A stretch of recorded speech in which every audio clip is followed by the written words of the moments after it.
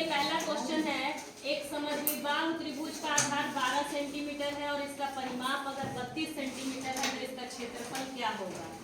दूसरा क्वेश्चन है 7 की पावर 95 और 3 की पावर 58 का इकाई का अंक क्या होगा, यानी इसको जब सॉल्व करेंगे तो यूनिट प्लेस पे क्या आएगा, इकाई के अंक पे कौन सा अंक आएगा। तीसरा क्वेश्चन है कि एक समबाहु त्रिभुज की भुजा अगर 6 सेंटीमीटर है और इसके अंतःवृत्त का क्षेत्रफल क्या होगा।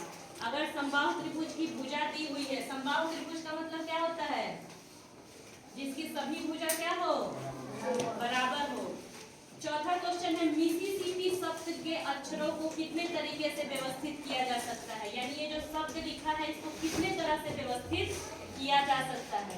पांचवा है 800 और 1500 के बीच कितनी संख्याएं हैं जो 13 से पूर्णतः विभाज्य हैं।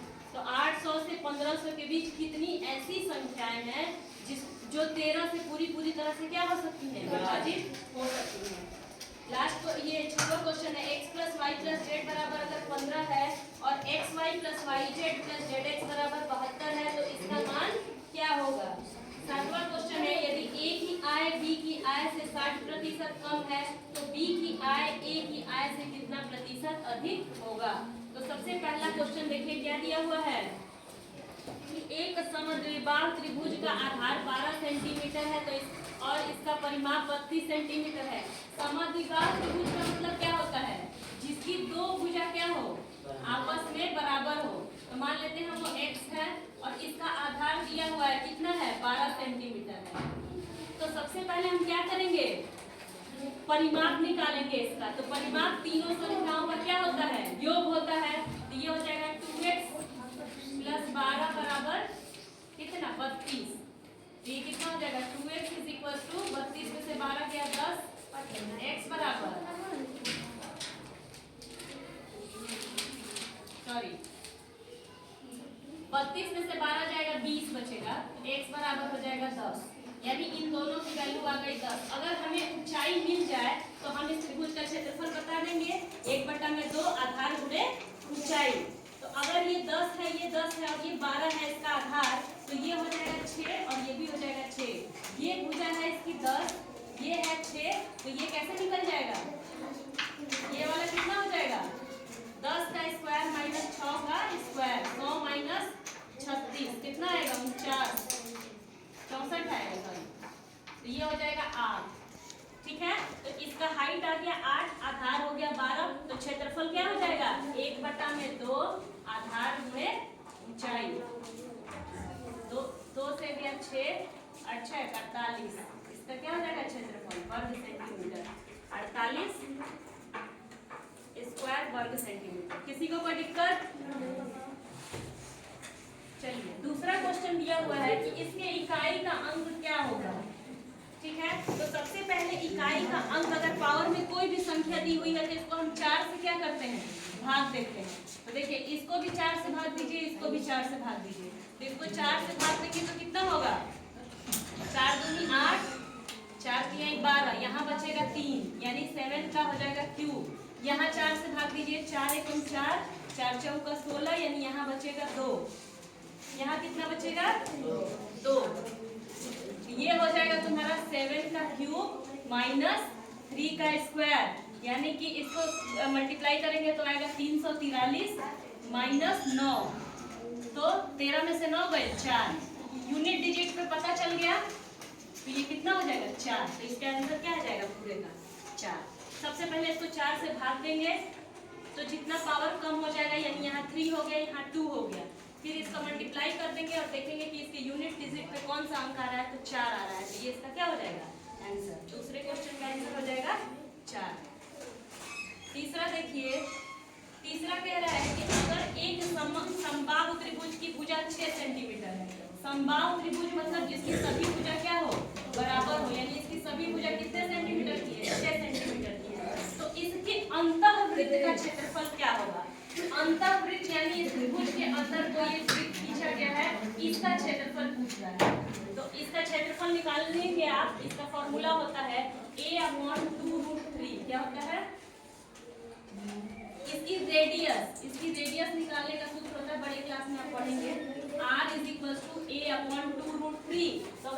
रेडियस पता चल जाएगा तो हम इसका क्षेत्रफल निकाल लेंगे। क्षेत्रफल क्या होता है पाई आर स्क्वायर।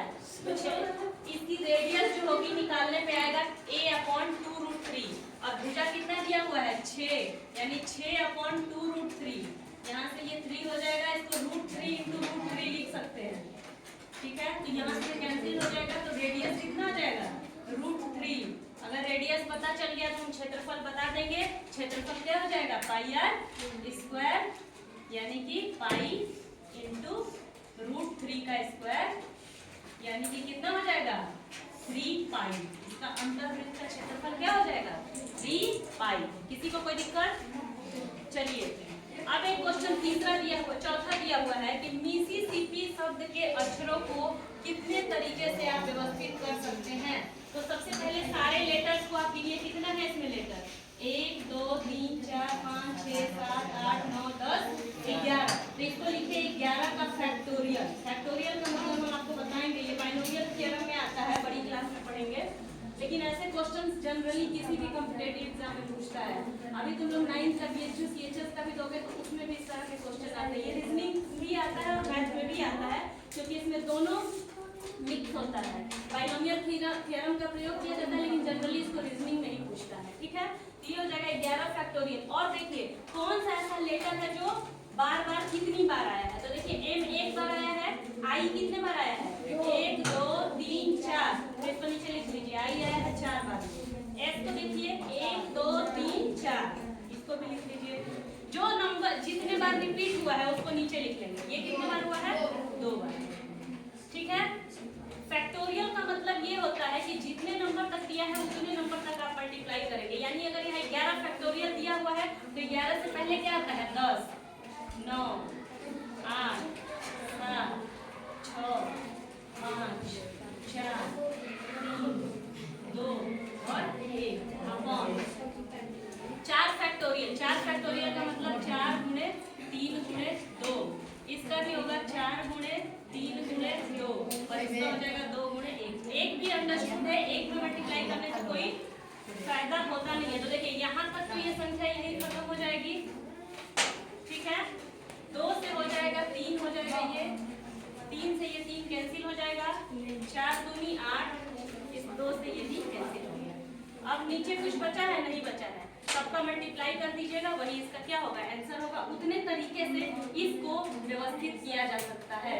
ठीक है, कितना होगा 10 गुणे 9 9 गुणे 7 7 गुणे 5 10 9 7 और 5। इसका मल्टीप्लाई करिएगा, कितनी बार इसमें ही इस संख्या को क्या किया जा सकता है व्यवस्थित किया जा सकता है। नेक्स्ट क्वेश्चन दिया है क्वेश्चन नंबर 5। 800 और 1500 के बीच कितनी ऐसी संख्याएं हैं जो 13 से क्या है पूर्णतः विभाजित हैं। तो देखिए इसके बीच का पूछ रहा है तो इसमें से एक माइनस कर देंगे तो ये हो जाएगा 1499 बटा में 13 माइनस 800 बटा में 13 हटा देंगे। इससे भाग दीजिए, इसको कितने बार में जाएगा 13 एकम 13 13 एकम 13 और 13 चौका 52 यानी यहाँ आ जाएगा 114। रिमाइंडर हमें नहीं लिखना है। 13 से 114 ऐसी संख्याएं होंगी जो क्या होंगी 13 से क्या होंगी विभाजित होंगी। यहाँ करिए 13 78 13 एकम 13, यहाँ 61 आ रहा है 78 2 13 एकम 13। हाँ 114 में से 61 को घटा दीजिए, वही इसका आंसर हो जाएगा। 4 में से 1 गया 3 और 11 में से 6 गया 53 ऐसी संख्याएं होंगी जो 800 और 1500 के बीच 53 ऐसी संख्याएं होंगी जो 13 से क्या होंगी पूर्णतः विभाजित होंगी। किसी को कोई दिक्कत? चलिए अगला क्वेश्चन देखिए। अगला क्वेश्चन है कि अगर x plus y plus z बराबर 15 है और x y plus y z plus z x की वैल्यू 72 है तो देखिए इसमें एक फॉर्मूला होता है, हम लोग जानते हैं सभी लोग। x plus y plus z का होल स्क्वायर बराबर होता है x square plus y square plus z square plus 2xy plus y z plus z x, यही होता है ना। तो देखिए इसका वैल्यू दिया हुआ है 15 यानी